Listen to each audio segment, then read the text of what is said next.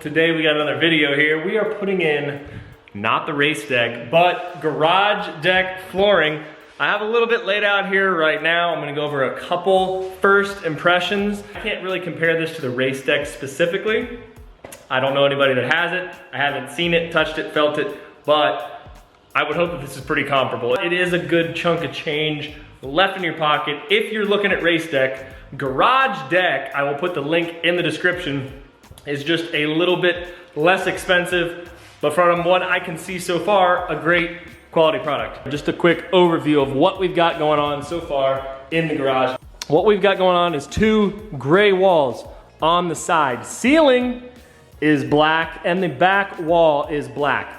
All that you need to set this up and start putting in the GarageDeck flooring, basically guys, these are just plastic tiles, they click into place. You don't need any tools at all. You need your good old hardy heel to pop them in and just some common sense, basically, to lay these out on the floor. Also, you might need a little beverage action. What do we got? We got the Bud Light Lime. We're ready to go. We're ready to put this in. First things first, in the box, these are going to come 4x4. So each tile is individually 12 by 12, but you're gonna get 4 already snapped together in each box. But you will need to break them up if you want to do a different design, which I'll be doing in the middle. As you can see, I've got some reds.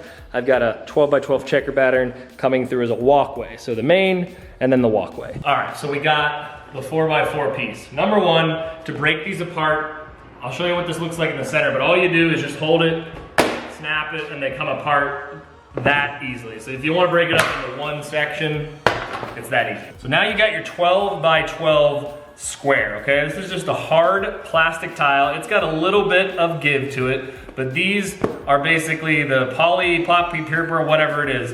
It's hard plastic. It's not PVC, it's not a rubber material, it's not really super flexible. It's very hard, rigid. The male end clicks into the female end and you place it on the floor as so.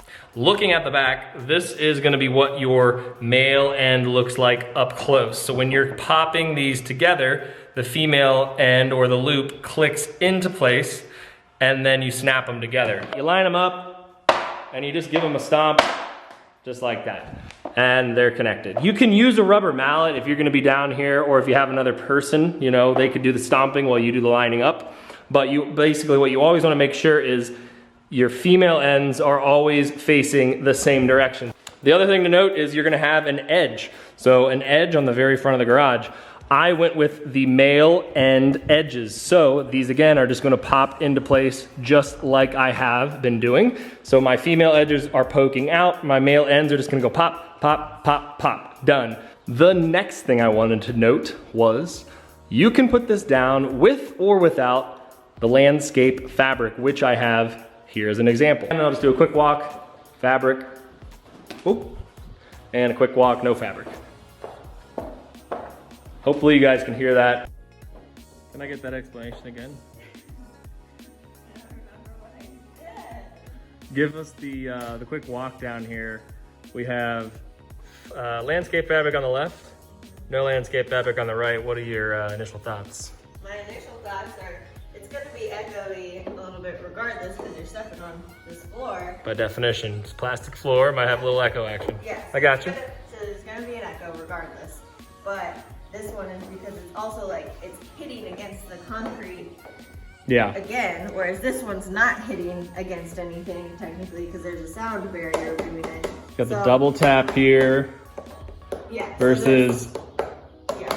So you hear like a double click. It's sheer, I should say. So water will be able to dissipate and kind of evaporate, I guess, within. There's some cutting that will need to be done. So that is the one thing. You will have to do some cutting, not a whole lot. In this garage, it is all square, super simple. You're gonna wanna leave like a 1/2 inch gap between the wall because there's expansion. So when these tiles heat up, they're gonna expand and there'll be some buckling. Without further ado, let's go ahead and get this started.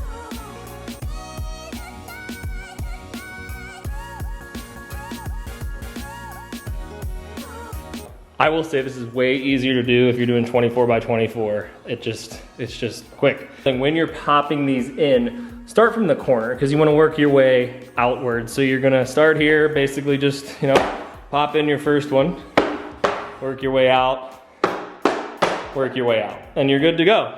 And you just keep doing that.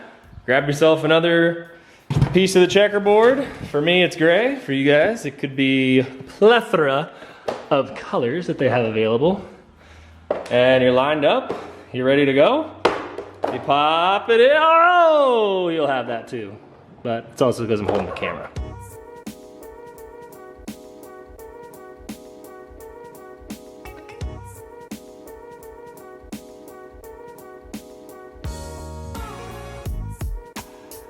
So another thing I've realized, guys, is honestly, you don't even need to like stomp these. You literally just have to step on it. And obviously this would depend on your weight. I'm like 170. Just clicks in like that. Flush, and you're done. This is where the cuts are gonna have to come into play. So we're gonna be in here like this, and then we'll have to cut this little slice. Okay, one other thing to note, now that I'm seeing it in the camera.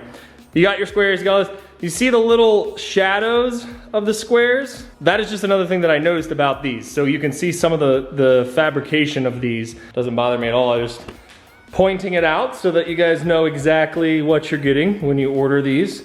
The lip, the edge on the front of the garage here. If you look, it's raised up about a 1/4 inch, maybe a little bit less, just above the main flooring. So that is one thing to be cognizant about if you're looking into this. Whew! Getting a little sweaty. Got the first injury of the night, a little blood action on the thumb. Let's go ahead and fast forward. And 3, 2, and 1. And here we are, the finished product. It's a nice rainy day out here, as you can see. We got the floor done. And everything is looking good. Got the Subi parked in here, obviously. All of the toolboxes and such, trash can, all that good stuff. Still working on the organization of things.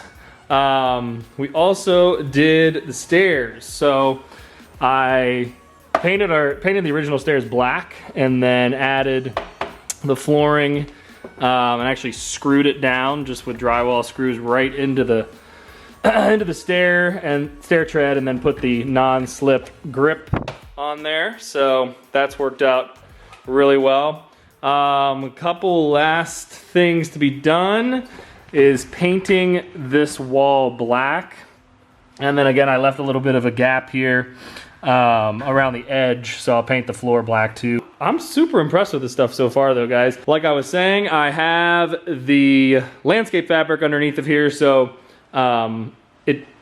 you can hear me walking. It clicks in a few spots because I had to like jump this whole thing over when it was empty, and I was jumping and doing that and jumping and making it slide, kind of like you would do to a wrestling mat, because I needed to move the whole floor over because it wasn't quite centered after I laid it out. But so that caused some of the underlayment to shift, but nonetheless, it's still pretty quiet. Well, you can hear that car going by. Getting a little bit ahead of myself, but some of the updates basically, the garage is not finished. It's getting close. We've got our drills and leaf blower, all that equipment set up there. This is gonna probably stay where it is, but I'll probably get some cabinetry. I'm gonna hang up this shelf here for some different sprays, aerosols, all that good stuff. Over here, I wanna do a setup with a pressure washer. So I actually took the motor out of the pressure washer that I already had. You can't really see it, but it's sitting right there. And I was gonna mount it to the wall. So either right here or over here. Pressure washer, a reel, and then a really good heavy duty pressure washer hose, kind of like an industrial one that's really pliable. Plumb a spigot out here with some electric as well, so you can plug it in and have a water fill bucket and then water directed right into the pressure washer, so that'll just allow me to reel it right outside, wash the cars. Ah, the poor Miata sitting out there in the rain. And then also a vacuum, so a wall-mounted vacuum with one of the special hoses that, it's shop vac, basically a rigid as well, but instead of this junky plastic hose, it has one of the ones that you would have at the car wash or just anywhere where you'd see one of those vacuums. It's like the orange hose typically. A lot more pliable as well for maneuvering around in the cars. And then you just have all this open space to detail. And then if we lay down here, see, you can lay down on this floor. The ceiling. The ceiling is going to have way better lighting than this, but I want to get the hexagon lighting across the board here so you guys would be able to envision that. Anybody that is watching this video probably knows what I'm talking about. It's the hex lighting, and it's super sick. It's LED honeycomb basically over the entire ceiling. It's badass. I want it. I'm trying to figure out how it would work. And I also put in the extension cord on the reel, which is super nice for currently plugging in the vacuum or any other tools. Yeah, it's coming along. It's coming along. Anyway, that's gonna be it for this one, guys. We'll see you in the next one. What are you doing? What are you doing?